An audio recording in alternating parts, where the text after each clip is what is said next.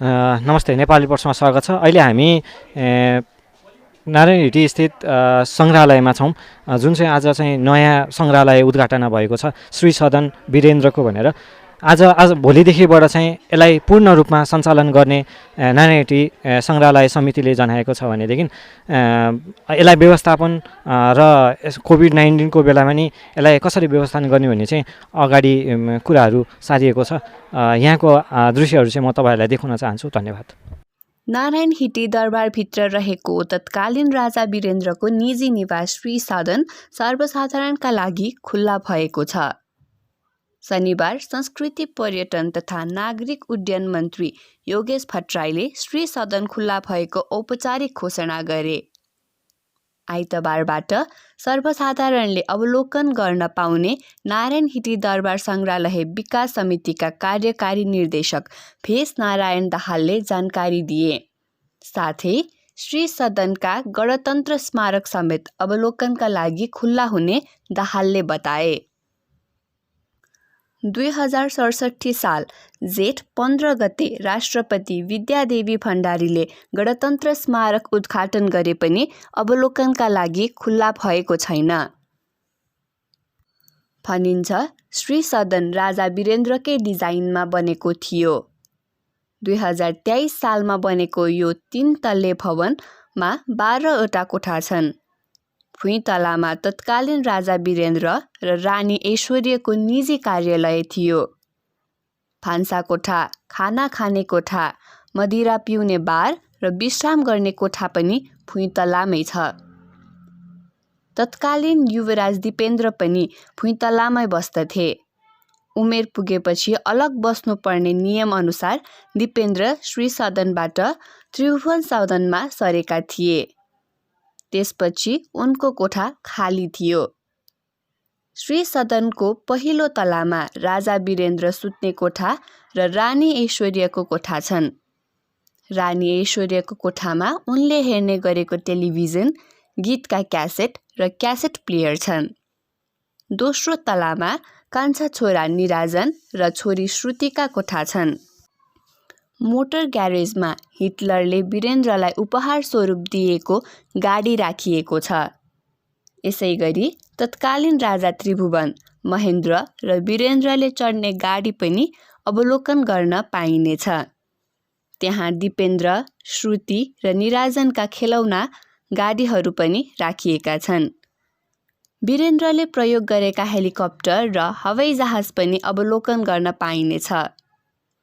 श्री सदनबाटै गणतन्त्र स्मारकमा जान सकिन्छ, तर अहिले बीचमा पर्ने टुकुचा खोला पुल नबनिसकेकाले नारायण हिटी दरबारबाट बाहिरिएर नागपोखरी नजिकको पूर्वी गेटबाट गणतन्त्र स्मारक प्रवेश गर्नु पर्दछ।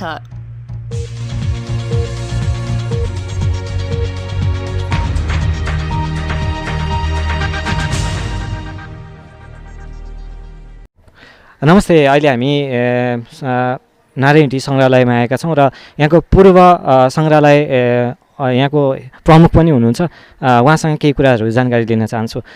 नेपाली भाषामा स्वागत छ। हस्, धन्यवाद। हजुरको शुभ नाम? मेरो नाम अद्वैत प्रकाश श्रेष्ठ। यहाँको सङ्ग्रहालयको बारेमा सानो हामीलाई छोटकरीमा जानकारी दिनुहोस् न। हस्, यो सङ्ग्रहालय भन्दाखेरि अब ऐतिहासिक सङ्ग्रहालय हो होइन। यो श्री सदन हामी जुन ठाउँमा हो यो श्री सदन हो। अनि राज परिवारमा राजका छोरा, जेठो छोरा 21 वर्ष भएपछि यही राज परिसरभित्रै भवन बनाएर बस्ने चलन प्रचलन पहिलेदेखि नै थियो। अब यहाँ राज दरबारमा कहिलेदेखि भयो भनेदेखि पृथ्वी वीर विक्रम शाहदेखि भयो। पृथ्वी वीर विक्रम शाहदेवले अनि वीर शमशेरको छोरीहरू दुईवटा छोरीहरू बिहा गरेपछि नारायण हिटी दरबार भयो। दरबारमा बसेपछि दरबार भयो। त्यसपछि त्रिभुवन पाइयो। त्रिभुवन पाइसकेपछि त्रिभुवन 21 वर्ष भएपछि त्रिभुवन सदन बनाइयो। त्रिभुवनकोबाट फेरि महेन्द्र भयो। महेन्द्र जन्मिँदाखेरि महेन्द्र पनि 21 वर्षपछि महेन्द्र मन्दिर उता अहिले पनि भन्ने होइन्छ त्यहाँ भयो। महेन्द्रले फेरि अब वीरेन्द्र जेठो छोरा भन्दाखेरि एउटा अब छोरा पाउँदाखेरि उता पछाडि एउटा बारी विनायक भन्ने मन्दिर स्थापना गरेपछि वीरेन्द्र जन्मिएको थियो। वीरेन्द्र पनि 2002 सालमा जन्मिसकेपछि 2023 सालमा 21 वर्ष पुरा भएको हुनाले वीरेन्द्रको नाममा महेन्द्रले यो श्री सदन बनाइयो। वीरेन्द्र सरकारले अब मन्दिर पनि एउटा घर पनि एउटा मन्दिर हो भन्ने भने मन्दिरमा लागि एउटा घन्टी बनाइयो। यो चाहिँ दरबार जस्तो नबनाइकन साधारण रूप एकदम सर्वसाधारण जस्तै गरिकन उहाँको इच्छा त्यो बनाइयो। अब आज यो अब यस पर्यटन मन्त्रीज्यूबाट उद्घाटन भयो, भोलिदेखि सर्वसाधारणलाई यो पनि खुला भइयो। जस्तो अब यो कोभिड पनि चलिरहेको छ, यसमा चाहिँ अब भोलिदेखि नयाँ उद्घाटन भइसकेपछि त चैतदेखिबाट लकडाउन भयो, चैतदेखिको लकडाउन पछि चाहिँ अब खुल्दै छैन त यो। अब चाहिँ मान्छेको भिडभाड अनि त्यसपछि आवत जावत धेरै हुन्छ होला, अनि त्यसलाई मध्यनजर गरेर चाहिँ तपाईँहरूले कसरी सुरक्षा अपनाएर यो खोल्दै हुनुहुन्छ त यो टाइममा पनि? हामीले यो सोसियल डिस्टेन्स अपनाएर नै खोल्नुपर्छ। तर कतिजना ग्राहक प्रदर्शक अवलम्बनकर्ताभित्र पठाउने र 30 जना 25 जना त्यसको ग्रुप सिस्टम गरिकन हामीले आलु पालु गरी पठाउनुपर्छ। अहिलेको अब व्यवस्थामा हुलहुल गर्नु पनि मिल्दैन, किन आफै सुरक्षित हुनुपर्छ। यहाँको जुन अब मान्छेहरू भित्र अवलोकन गर्न आउँदा चाहिँ कति जतिको चाहिँ मान्छेहरू आउँछन्, आवत जावत हुन्छ? पहिला धेरै हुन्थ्यो, अब अहिले भर्खरै अब कोभिडको भइरहेछन्। कोभिड हुँदाखेरि मान्छे आउनु पनि एक आपसमा डराउँछन् पनि, एक आपस आफै सुरक्षित पनि हुनुपर्ने भन्ने सबैले बुझि पनि सकेका छ। पहिला म सङ्ग्रहालय प्रमुख हुँदाखेरि जो रविन्द्र अधिकारीज्यू मन्त्री हुँदाखेरि केही न केही गरौँ, एउटा उद्घाटन गरौँ भन्दाखेरि श्रीपञ्च पनि खोल्यो। त्यो उसमा तपाईँकै कार्यकालमा? मेरै कार्यकालमा 2075 साल भदौको 29 गते दसैँको फुलपातीको अगाडि दिन खोल्यो। अनि खोलिएपछि रामजी व्यवस्थाले खोल्यो, प्रधानमन्त्री कोविदज्यूको बहुलीबाट खोलिएको थियो। त्यसपछि मानिसहरू एकदम अत्यधिकै भयो। यो राजस्व पनि 2 करोड चान्चुन हुने बेलामा झन्डै त्यो आर्थिक वर्षमा 4 करोड चान्चुन नै उठ्यो। यहाँको राजस्वले चाहिँ धेरै टेवा दिन्छ? यो उठ्यो, धेरै टेवा त के दिनु, अब 4 करोड भनेको त अब मेन्टेनेन्स नै पुग्दैन, यता पनि पुग्दैन, ठिकै हो। 2 करोडबाट 4 करोड भनेको धेरै हो। यहाँको व्यवस्थापनलाई त्यसले पनि केही न केही पुर्याएकै छन्। यहाँ चाहिँ हेर्ने चाहिँ आर्मीहरू हुन्छ, नेपाली सेनाहरू, अनि त्यसपछि जुन यहाँ कर्मचारीहरू हुन्छ, अरू को हुनुहुन्छ यहाँ? यो नारायणी परिसर 754 रु पनि 8 आना 1 पैसा 3 दामको एउटा किताब, एउटा लाल पूर्जा छन्। अब यसमा पश्चिमपट्टि राजधानी पनि छन्, यता पूर्वपट्टि गणतन्त्रमा 35 रुपियाँ ओगटेको छ। यो श्री सदन 10 रुपियाँमा ओगटेको छ। र उता उत्तरपट्टि पीर्तनापट्टि सेनाहरू छन्। र यसको परिसरभित्रको सुरक्षाको लागि यो बाहिर परिसर राहदानी र यो बाहिरका नेपाल प्रहरी उहाँहरूको 189 जना दरबन्दी छन्। र यता भित्रपट्टि हेर्ने हाम्रो यतापट्टि हेर्ने सुरक्षा चाहिँ सेनाबाट हेर्छन्। र यता दक्षिण र पूर्वपट्टि छन्, यसमा भिभिआइपी भन्छन्। भिभिआइपीमा राष्ट्रपति उपराष्ट्रपतिको सबै सुरक्षा निर्देशन सुरक्षाको खोजहरू बस्ने यहीँबाट सञ्चालन हुन्छ। हजुरले चाहिँ कहिले अवकाश पाएर अहिले? होइन, म यहाँ त्यसपछि 2076 साल मङ्सिर 9 गतेबाट विकास नारायणी दरबार विकास समिति भयो। विकास समिति भएपछि हामी अब त्यसपछि विकास समिति भएपछि नेपाल सरकारबाट म उता तान्ने, नेपाल सरकार सामान्य प्रशासनमा तान्यो। त्यसपछि म अहिले राष्ट्रिय किताबखानामा डिडिजी थिएँ। डिडिजी भइसकेपछि अब उहाँ चाहिँ म चाहिँ भूतपूर्व प्रमुखको हैसियतले मलाई आज बोलाउनु भएको हुनाले मैले चाहिँ हजुरलाई समय र जानकारीको लागि धेरै धेरै तपाईँलाई धन्यवाद।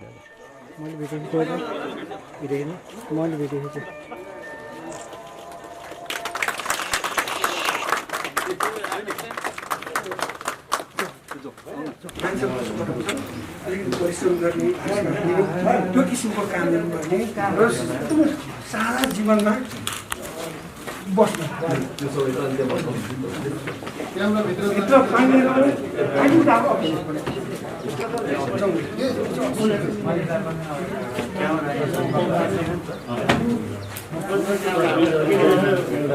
मन्त्री माननीय योगेश भट्टराईज्यूलाई अनुरोध गर्दछु।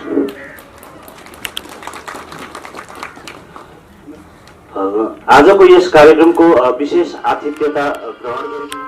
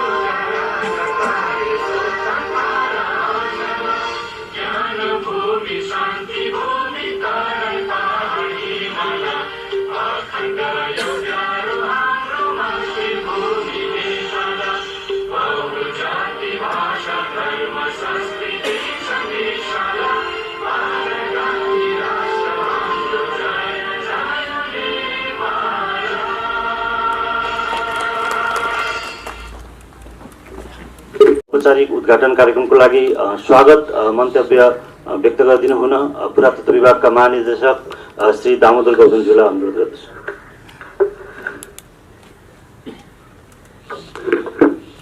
धन्यवाद उद्घोषक मित्र।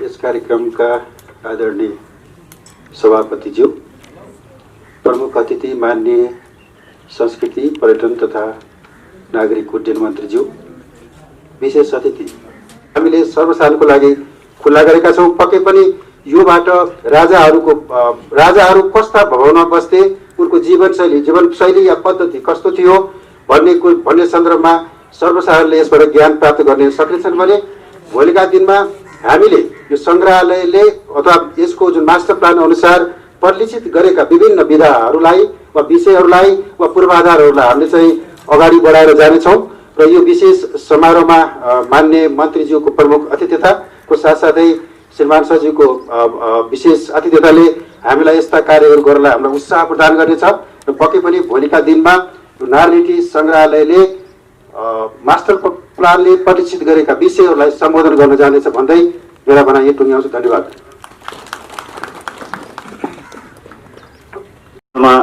प्रवेश गर्दैछौँ। यस पश्चात आफ्नो विशेष मन्तव्यका लागि म श्रीमान सचिवज्यूलाई अनुरोध गर्छु।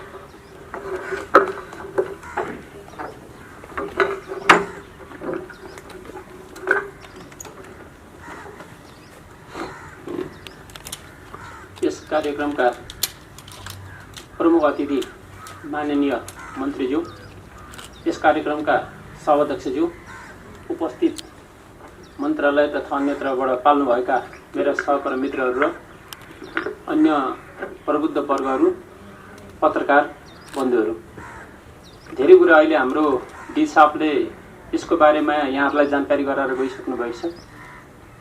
मूलत हामीले यो सङ्ग्रहालय आज श्री सदन खोल्नका दुईटा कारणहरू छन्।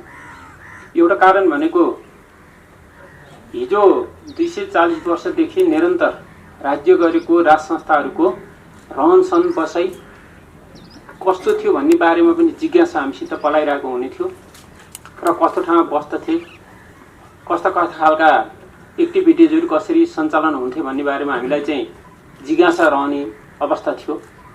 यो जिज्ञासा मेटाउनको लागि र हामी 240 वर्षदेखि निरन्तर राज संस्थामा हुर्केको कारणले गर्दा पनि उनीहरूको रहन सहन, उनीहरूले बस्ने बेडहरू भयो र उनीहरूले गर्ने आफ्ना घरभित्रका एक्टिभिटिजहरू कस्ता थिए, के थिए, कस्तो लाउने, कस्तो खाने आदि इत्यादि हामीलाई हेर्न रहर हुन्छ।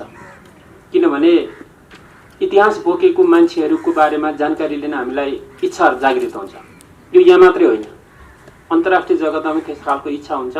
तपाईँहरूले युरोपतिर जानु भनेदेखि हरेक दरबारहरू त्यसै तरिकाले संरक्षण गरेको हुन्छ र त्यहाँभित्र रहेका कुराहरूको बारेमा त्यो व्याख्या गरेको हुन्छ। राजाहरूको रहन सहन, उनीहरूले गर्ने क्रियाकलापहरू र कसरी अन्त्य भयो भन्ने बारेमा पनि त्यहाँ उल्लेख गरिन्छ।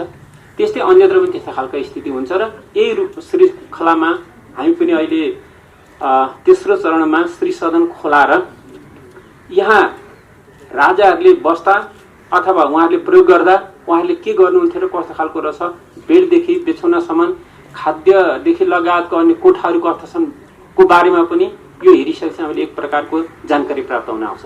यो कारणले गर्दा पनि आज यो एउटा महत्त्वपूर्ण दिनको रूपमा मैले यहाँ उल्लेख गर्न चाहन्छु। दोस्रो भनेको हामीले श्री सदन खोलिसकेपछि पर्यटकहरू भित्राउनु पर्ने हुन्छ।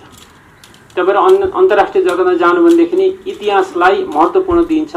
जहाँ व्यक्तिहरू गइसकेपछि इतिहासले नै त्यो राष्ट्रको के कस्तो खालको राष्ट्र हो, यसले के गरिरहेको थियो, हिजोका दिनमा कसरी हाम्रो चाहिँ परम्पराहरू, हिजोका दिनमा कसरी हाम्रो जीवनशैलीहरू आएको थियो भन्ने बारेमा चाहिँ त्यहाँका ठुला व्यक्तित्वहरूले चाहिँ ग्रहण गरेको जुन आफूले बस्ताउँदीमा चाहिँ ग्रहण गरेका कुराहरूलाई चाहिँ अरूले पनि त्यसलाई हेरिसकेपछि चाहिँ आकलन गर्न सकिने अवस्था हुन सक्दछ। अथवा इतिहास भनेको त्यो राष्ट्रको चिनारी हो। यही चिनारीको लागि पनि हामीले पर्यटकहरू भित्राउनको लागि पनि यो सदन हामीले खोलेका छन्, जहाँ नेसनल इन्टरनेसनल दुईटै राष्ट्रिय र अन्तर्राष्ट्रिय पर्यटकहरूलाई पनि हामीले भित्राउने लक्ष्य राखेका छौँ। अब अघि साथीहरूले भने 754 रूपनीमा जुन यो नारायणी दरबार रहेको छ त्यो काठमाडौँको मुटुमा छ। यहाँहरूले थाहा छ, अब ओपन एक्सेस पाउनलाई काठमाडौँ धेरै गाह्रो छ। 754 रोपनी जग्गालाई हामीले चाहिँ प्रिजर्भ गरेर चाहिँ यसलाई एउटा खुला सङ्ग्रहालयको रूपमा हामी राख्न चाहन्छौँ। यसलाई पर्यटकहरू दैनिक रूपमा चाहिँ झन्डै 100, 200, 500, 1000 जानसम्म हामी भित्राउन चाहन्छौँ। जसको कारणले गर्दा हुँदैमा चाहिँ नेसनल र इन्टरनेसनलमा यसको प्रचार प्रसार र यसले यहाँभित्र के छ कस्तो छ, कसरी हामी हिजोको रहनसहन थियो र राजा रजौटाहरू कसरी चाहिँ बस्दथे भन्ने बारेमा पनि त्यसको जानकारी अन्तर्राष्ट्रिय जगतसम्म पुर्याउने हाम्रो परिलक्ष्य राखेका छौँ। तेस्रो भनेको यी बिल्डिङहरूलाई चाहिँ हामीले हिजोका दिन जस्ता तस्तै छन् शैलीहरू परिवर्तन नगरिकन यसलाई संरक्षण गरेर आगामी पुस्ताहरूलाई पनि हामीले हाम्रो जीवनशैलीको बारेमा चाहिँ परिचित गराउने जमर्को गरेका छौँ। यिनी 3टा उद्देश्यबाट हामीलाई चाहिँ आज ओपन गरेका छौँ, खोलाका छौँ। भोलिका दिनहरूमा चाहिँ ओपन भइसकेपछि 754 रोपनीमा विभिन्न हामीले यहाँ पार्कहरू निर्माण गर्दछौँ। विभिन्न ठाउँहरूमा भएका हिजोका एक्टिभिटिजहरू चाहिँ यसलाई निर्माण गर्दछौँ। त्यस्तै तरिकाले चाहिँ मान्छेहरूलाई चाहिँ एक दिनभरि बसेर चाहिँ यहाँनिर चाहिँ आफ्नो मनोरञ्जनको रूपमा भित्र प्रवेश गरिसकेपछि उनीहरूलाई चाहिँ भित्र म आएको थिएँ र यहाँ के गइरहेको थिएँ भन्नेको बारेमा चाहिँ उनीहरूलाई आफूलाई जानकारी हासिल गराउने एउटा उद्देश्य हुन्छ भनेदेखि नै मनोरञ्जन प्राप्त गर्ने दोस्रो उद्देश्य हुन्छ। त्यो कारणले गर्दा भने चाहिँ हामीले यसलाई श्री सदन लगायतका अन्य अरू बाँकी रहेका सदनहरूबाट हामी खोल्दै जाने नीति राखेका छौँ र अहिले हामीले जुन 50वटा शयन कक्ष छन् त्यो मध्ये 30वटा खोलिसकेका छौँ। श्रीपेच यहाँहरूलाई थाहा छँदैछ त्यो पनि हामीले प्रदर्शनमा राखिसकेको अवस्था छ। त्यस्तै तरिकाले अरू बाँकी रहेकोले क्रमिक रूपले सेक्युरिटीलाई हामीले टाइट गर्दै हामीले चाहिँ खोल्ने नीति राखेका छौँ।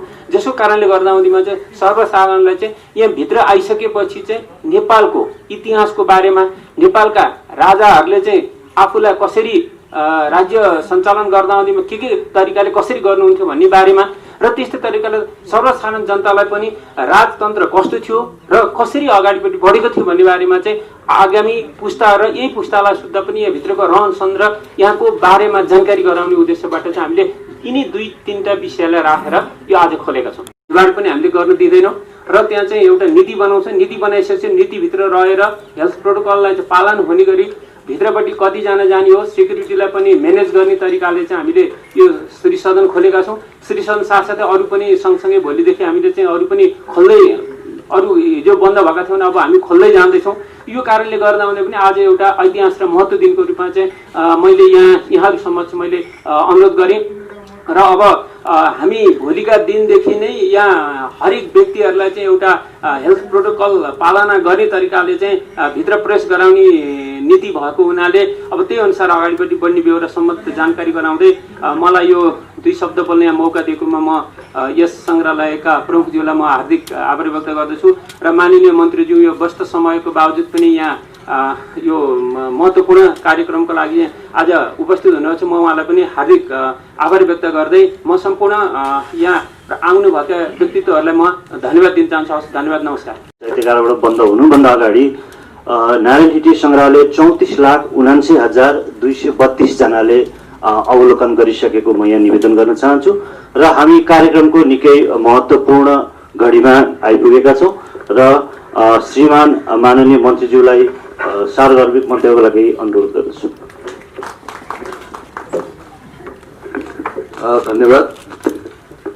आजको यस कार्यक्रमका अध्यक्ष महोदय, संस्कृति पर्यटन तथा नागरिक उड्डयन मन्त्रालयका सचिवज्यू, मन्त्रालयका सबै वरिष्ठ कर्मचारी साथीहरू, यस नारायण हिटी दरबार सङ्ग्रहालय तथा गणतन्त्र स्मारक क्षेत्रका सबै कर्मचारी साथीहरू, यो कार्यक्रममा उपस्थित पत्रकार मित्रहरू र उपस्थित सबै दिदीबहिनी दाजुभाइहरू,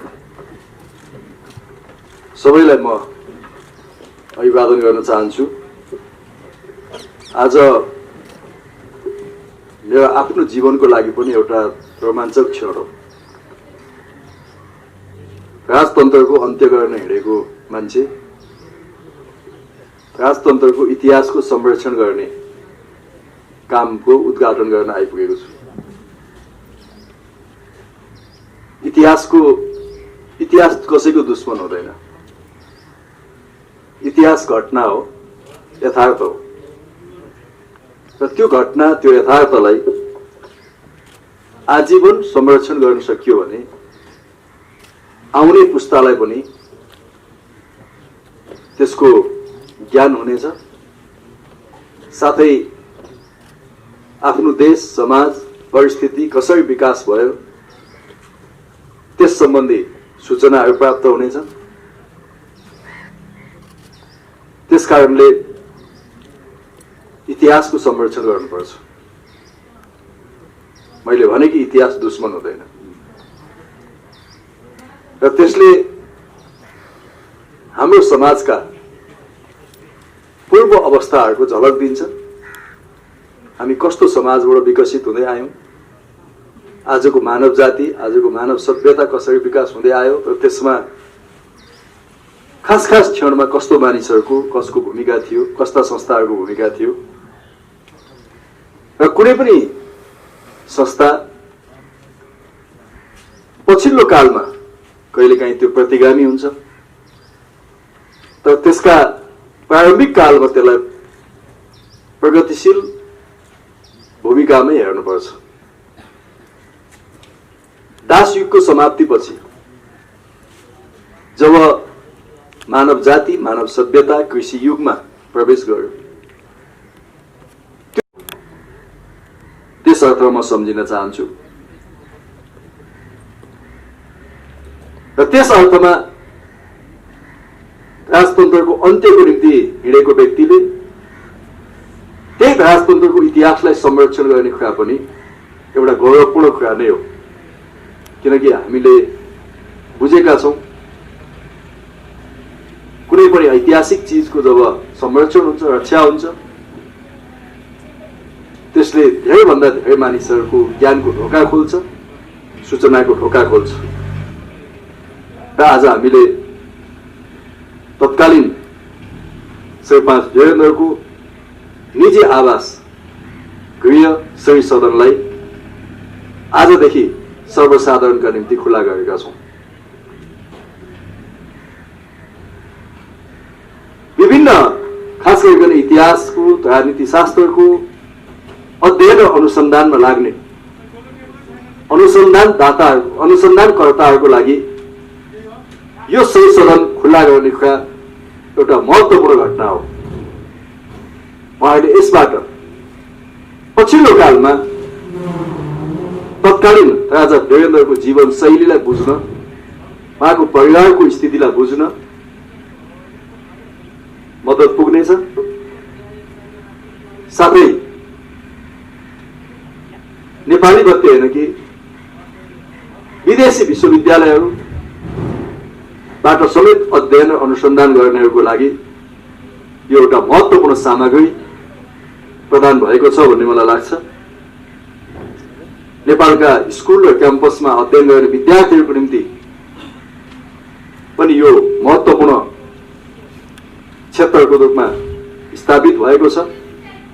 हाम्रा विद्यार्थीहरूले चाहे स्कुलमा होस् चाहे कलेजमा पढ्ने विद्यार्थीहरूले समेत नेपाली राजतन्त्रको इतिहासलाई बुझ्न सही सदनबाट उहाँहरूलाई सहयोग पुग्नेछ भन्ने मैले विश्वास लिएको छु।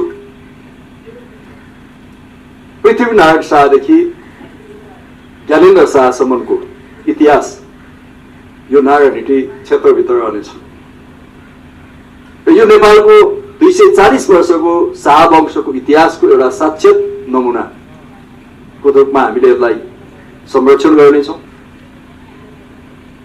आफ्ना आफ्ना विधा हुन्छन्। अब 62-63 यो क्रान्तिपछि जब हामी चिया लिएर जानु होला। धन्यवाद।